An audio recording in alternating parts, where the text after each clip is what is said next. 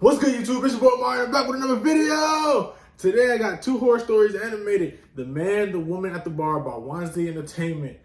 Like I always say, I hate scary things, but we about to get into it, man. Make sure you like, comment, subscribe, hit the bell so you get notified when I drop videos. Let's get into it.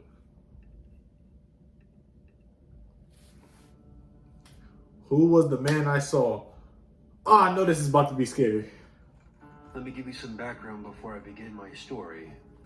This took place in the summer of 2014. I'm a female who was 22, turning 23 that fall. I don't want to share my location, so I'll be making some minor changes for privacy reasons. Okay, that makes sense. I live in a small college town. I've lived there my whole life, and I've graduated from there. There's a lot of history in this little town, but unfortunately we do have a drug problem here. Other than that, we don't get a whole lot of crazy around our small town. I worked at a gas station that was owned by a family member. My husband and I worked opposite shifts. I was the early bird, so I would work the morning shift. Oh, gas station, bro. In the morning when it's dark. This don't even sound like it's going to be good. I'll get up around 3:30, 4 o'clock, and open the store by 5. I was never worried about walking out to my car in the dark because I grew up living in the countryside outside of town. I loved being outside, even when it was dark. I used to lie in the grass and look up at the stars. What? When my friends would come over, they would always play Ghost in the Graveyard at night and do your typical teenager stuff during dark hours. Just messing around and having a little fun. Nuh-uh. Not me. Not me. I was in my ass was in the house. We owned about 4 acres of land, and no one ever bothered us. So I was used to being outside in the dark with no fear at all, which I'm not too fond of because I was so used to being in an open space, and I was never really a city girl, even to this day. Now that you've got some background, let's get into the story. Oh, here we go.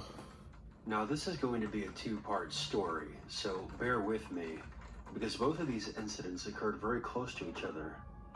As I mentioned before, it was the summer of 2014. I was getting ready for work like I usually did.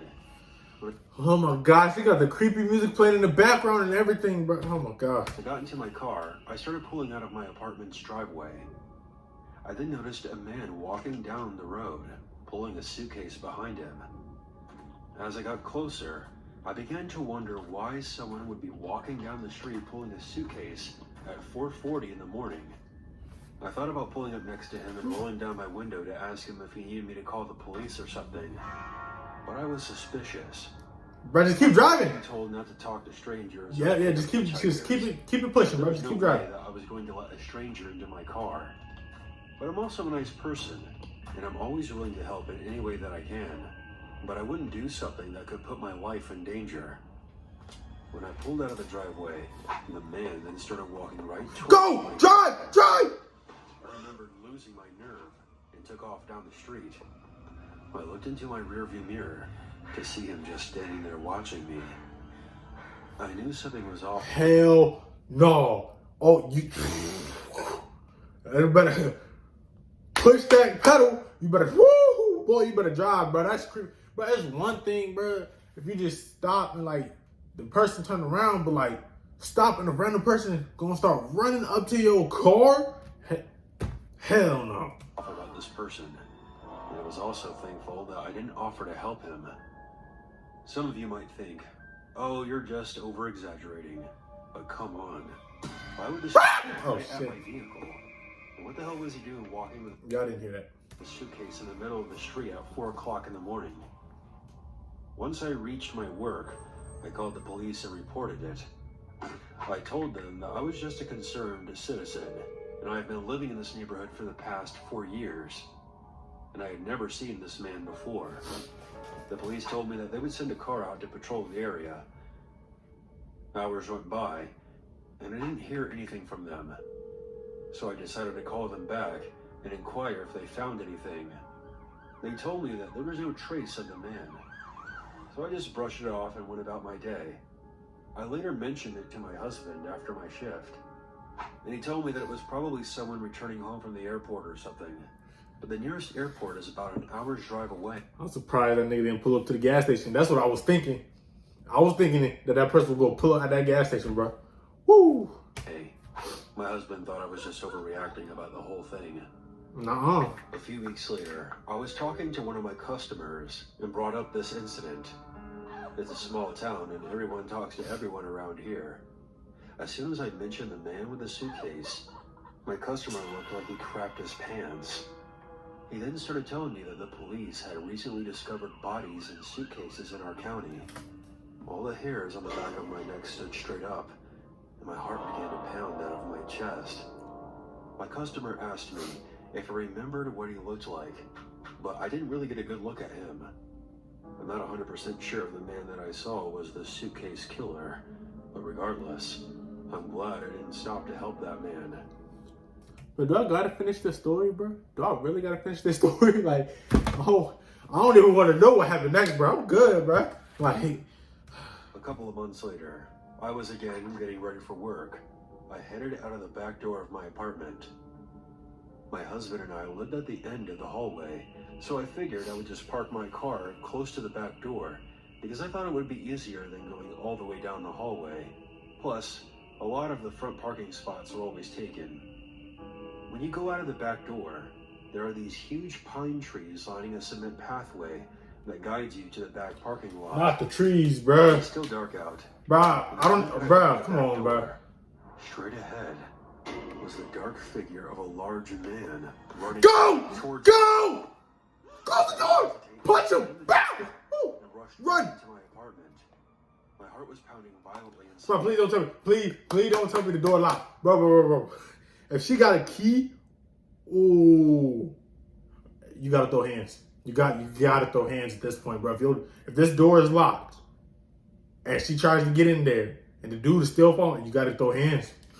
You gotta throw the hands. I'm sorry, that's all you can do at this point, bro. My chest. I was in full-on flight mode. Oh shit. She got in the door. I had never run so fast in my life. The moment that I reached the bedroom, my husband literally sat straight up and asked me if I was all right. After I explained to him what was going on, he stood up from the bed and headed to our door to look through the peephole to see if there was anyone in the hallway. He saw nothing, so he opened the door a crack and started looking around. But there was no one there.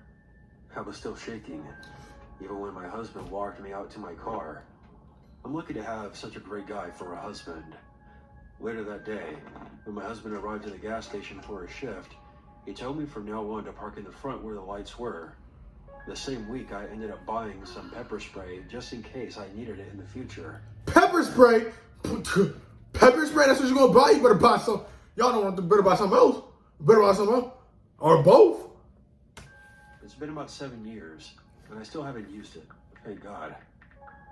But I want to warn you all, even though you feel like you're safe in your own neighborhood, you still have to take precautions. Make sure that you park in well-lit areas if you're going to work very early like me. Always have a can of pepper spray or some sort of protection.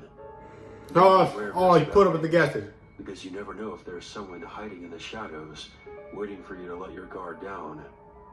There are a lot of freaks roaming the streets, and you have to be careful out there. And if something doesn't feel right, follow your gut.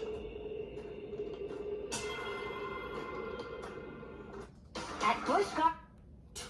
Oh, Busch Gardens. I love Busch Gardens, bro. That's my spot. But that's crazy. Oh, bro, there's more? Oh. To the woman at the bar last night who noticed my body language, thank you. You couldn't have known At the bar? specifics. Maybe the guy that was being aggressive with me was my boyfriend, and we were just having a fight. Maybe you were afraid to get involved in a stranger's business, but you saw my nervous, intimidated body language, and you acted. There were couples and groups everywhere, but it took you, another girl alone at the bar, to recognize my struggle and act. We made eye contact.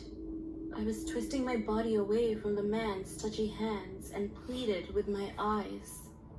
The look you gave me back was more than clear. So You she gonna help? understood exactly what was happening to me. you'd probably been through it yourself. I can see you coming over and calling me by a generic term instead of a random name. Hey girl, it's been such a long time, you said, extending your arms and a lifeline. You wrapped your arms around me. It was a different sort of stranger's touch from the man's hand on my knee. I squealed like we were long-lost best friends, and I asked you what you were doing here.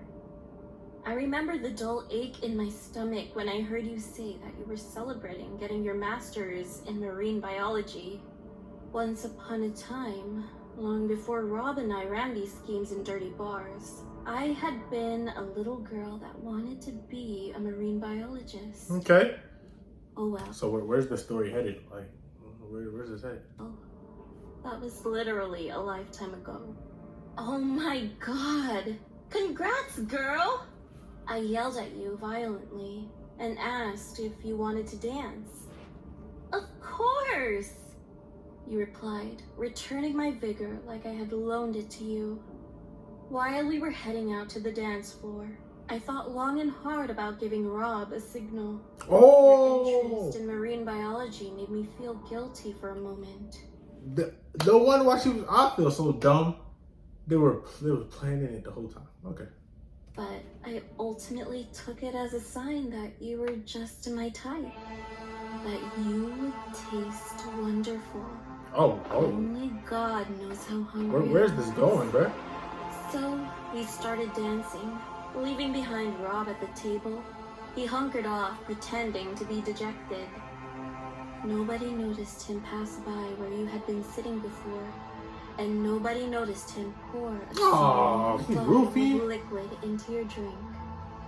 Well, to the woman at the bar last night who noticed my body language, thank you for being so gullible.